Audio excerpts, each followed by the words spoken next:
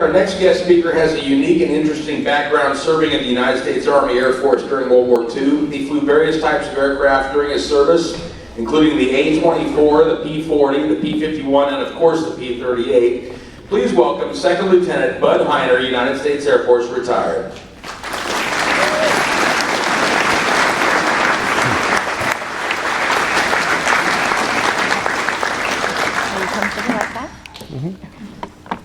Okay, Bud and I are going to have a little conversation, and we have some wonderful slides that he told us about. Here we are.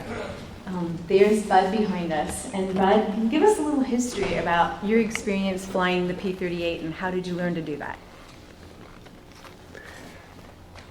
Well, first of all, I got my training right here at Cal Aero Flight Academy, so I feel right at home at this area. Anyway, I was stationed over at San Bernardino, and they sent me up to Edwards Air Force Base. They called it Muroc Air Base then. That was in 1943, I guess. Wow, a long time ago. Anyway. Louder to get the microphone. There you go. Let me hold it and you just talk. Okay. Here, let me hold it. Okay, well anyway, I went up to Edwards and I was in operations there. Sure, it wasn't long after I had graduated from flight training. So anyway, I was in operations and I looked out on the flight line and I saw a beautiful new P-38 sitting there. They just brought it up from Burbank. And I thought, well, I'd like to be able to fly one of those. So the operations officer, he said, well, go ahead. We got to put some time on that plane. So I said, I've never flown one before. He said, well, now's a good time to start.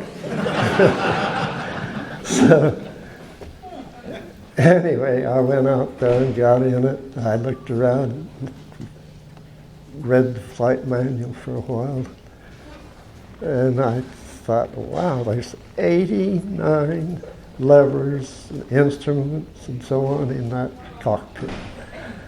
I thought, wow, how am I going to ever figure out this deal? Anyway, I checked everything out, and the main thing I was looking for, the throttles and the manifold pressure and the trim tabs and the landing gear and the flaps. So I pretty well got a hold of that. So I took it out and went down the runway. I put about a quarter flap down and I rolled the elevator trim tab back just to about 10 degrees. Made it easy. Anyway, I only used about half throttle. Up at Edwards, it was on the dry lake, and if you went off the runway, well, you could go 5 miles without any problem, because you're on that dry lake. It's hard as a rock. So anyway, I rolled that plane down the runway with about 3/4 throttle. And it just took off so beautiful and smooth. And so I took it up to 12,000 feet, and I flew it around over to Tehachapi and around. And after a while, I got to thinking, wow, I've got to learn how to land this thing. So I thought, well, I'll do this. I was at 12,000 feet, so I said, well, I'll play like the ground is at 10,000 feet. So I took it around and I dropped my wheels and my flaps and rolled my trim tab back a little bit and came down to 10,000 feet. I thought, oh, that's not so bad. So then I took it back up to 12,000 feet, and I went around again, and I did the same thing again. And I thought, well, I think I've got the hold of it now. So I took it down and had no problem landing it, made a beautiful landing. But that plane is something like reminds me of a racehorse. You get it up there and it just wants to go. It wants to, it's like saying, hey, give me a little juice so I can go a little faster. Let me ask you a question. I have one question for you. When you were doing that, just give us a little bit of history about how the P38 came about, like we talked the other day. Okay? Well, it was back in 1937, 80 years ago, this month, that the Air Force came out with specifications. They said they wanted a new interceptor that would go to 20,000 feet in 6 minutes. And they wanted one that would go 360 miles an hour. So they gave Lockheed and Bell a chance to build one, and Lockheed got the thing going on it. Well, they got to figuring out what they could do with it, and they thought, well, the Ellison engine at that time was only about 1,000 horsepower. So they thought there's no way that they could get that, no specifications with that engine. So they got to thinking about it and decided that they'd put 2 engines on. So that was kind of unheard of at the time for a fighter to be 2 engines. But anyway, that's what started the P38. And but as it came through, they started with 1,000 horsepower, and they finally got it up to about 1,475 horses in an L. So it turned out to be a beautiful plane. But they had their problems.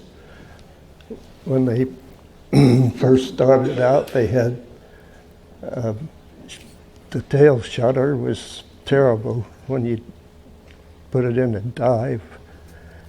The brakes were bad. They put the same brakes on that heavy plane that they had on smaller planes, so the brakes kept burning out. So that was a problem.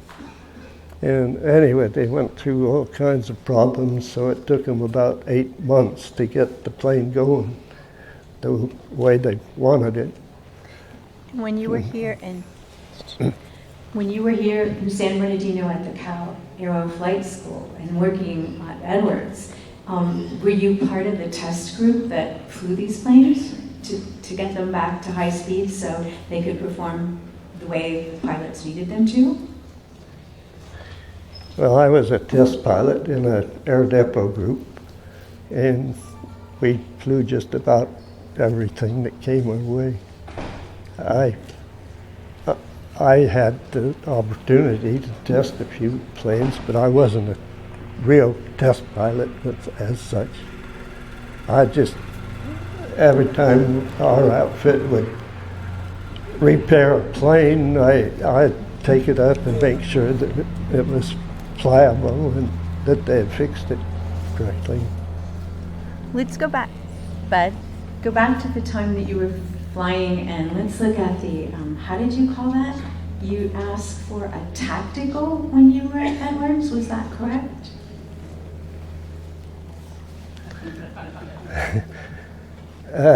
Yeah, I didn't like hot pilots, but I happened to think I was one time. I took a P38 up from San Bernardino. I went out over the ocean for a while. I was out about Santa Monica at about 12,000 feet. And I was going to head back to San Bernardino. And I was starting to let down, and I just let the plane go at about 3/4 throttle. And I picked up about 360 miles an hour or so as I came down. So I called San Bernardino for landing instructions, and they said, land on runway 5. You're cleared to land. I looked at my compass and I could see I was going about 50, average of about 50. Anyway, I thought, oh boy, this plane really wants to go. So I called in and I said, how about a tactical? And they took a few minutes and then they said, yeah, you're cleared for a tactical. So I just didn't throttle back and I just laid that plane down and went, I guess I was going about 400, better than 400 miles an hour when I crossed the runway. So I pulled it up and it went straight up to about 7,000 feet again before I could slow it down. So I've got to say that plane is a beautiful plane to fly. Anyway, I pulled it up and turned it over. Finally took a big sweep to get back to where I could land it. That's what you call a tactical, I guess. In other words, Tom Cruise and Top Gun had nothing on you, right? Okay. What about, let's look at, what happened to the P38 that you and the squadron and San Bernardino repaired and refurbished? Can you tell us about that and about the squadron? Very good. Well, we had an air depot group, a squadron that fixed. What we'd do is bring anything in that had been damaged or wrecked and repaired it. So this picture you're looking at is the crew that fixed that plane. That plane came in at March Field on its belly, and it wrecked the props and the engines and undercarriage. So we had to repair the whole thing.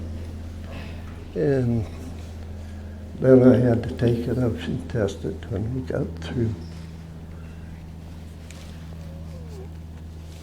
How long did it take you to repair it? How long did it take to repair this P38? And it took us about 90 days. So you had to put, a new engine in it, new wings, everything. Oh yeah, everything. It was pretty badly damaged. and so This squadron prepared the planes that got crashed that were being tested at Edwards so they could go on and then ship them to Europe and Africa and CBI and all over the world where the P-38s were needed, correct? That's right. I might tell you about one thing that the P-38 was good for, so much so that over in the Pacific, that's where Richard Bone knocked, and he was an ace. He got 40 zeros with a P-38. But at one time, I guess it was in about April '43, we had a listening station up in the Aleutians, and they picked up, and we had already cracked the Japanese code. So they picked up a message that said that Admiral Yamamoto, he's the one that was in charge of the Pearl Harbor thing, and he was in charge of the Midway operation. Anyway, they got a message that he was going to fly down from Truck. His base was in Truck at the time. Going to fly down to Rabaul, and then he was going to fly from Rabaul down to Bougainville to make an inspection. And we had P38 stationed at Henderson Field in Guadalcanal. So they got the exact timing of Yamamoto, and they got, was it 18 P38s set up in Henderson Field with drop tanks. So they could, I guess Yamamoto, they figured that they'd be safe up at Bougainville because they figured we didn't have a fighter that could go that far. Well, the P-38 with drop tanks could make it. That was the only one. So they timed it just right. And Yamamoto picked up from Rabaul, they picked up two bombers. He and his vice admiral, they were each in separate bombers. But anyway, then they put 6 fighter Zeros to cover. And our P-38s, because we'd cracked the code and knew exactly when he'd be there, they took off from Guadalcanal and they stayed out over the ocean so they wouldn't be detected. And they came in just about the time that Yamamoto's crew hit Bougainville. So that they took the 18 P-38s, they took 12 of them top cover, and 6 of them were down on the hanging on the ocean. So about the time that Yamamoto's bunch got over Bougainville, the 12 P-38s on the top got the Zeros in a big dogfight. So it left the bombers kind of by themselves, and the P-38s from the bottom came up and shot both the bombers out. So they killed Yamamoto. That was the main thing they were after. Anyway, it was quite a thing for the P-38s. There you are. Then and now. This was Bud. Turn around and look at this. Remember? Yeah. This is the wonderful P-38 that's right out here. We were at Nullis at the Air Force base at their air show in November for Veterans Day. And Bud spoke there as well. And he got to meet the pilots from here at Plains of Fame and see them again, and took him at the P-51 and the P-38. And when I was asking him, because all the time I've known Bud, now for about 10 years, I always thought that his favorite plane was the P-40. And when we were at Nullis, I looked at him and I never saw him smile so much until he saw the P-38. And tell us what absolutely is your favorite thing about the P-38. Well, the P-38 was just a beautiful plane to fly. It just, like I said before, it felt like a racehorse. It just wanted to go. And it was so maneuverable, too. But I flew a lot of time in the P-51, too. And I've got to say that I can't say that I liked either one better. The P-51 was a beautiful plane too. Where did you fly the P-51s? Over in China. In China. Yes, But, Bud was a Flying Tiger as well. One thing I would like to say about a P-51, the P-38 has props Let me that go. hold it and you talk. The props on a P-38 go counterclockwise, so it evens it out, no torque. A P-51 has that Rolls-Royce engine and a four-bladed prop. It's got a lot of power, and it's got an awful torque. So if you say you're getting ready to take off and you give it full power, it'll pull you just about off the runway. When you take off on a P-51, you better use about half throttle to start with till you get the tail up, and then you can go. But the P-38 had no problems. It was just very smooth. Thank you, Bud. Thank you all.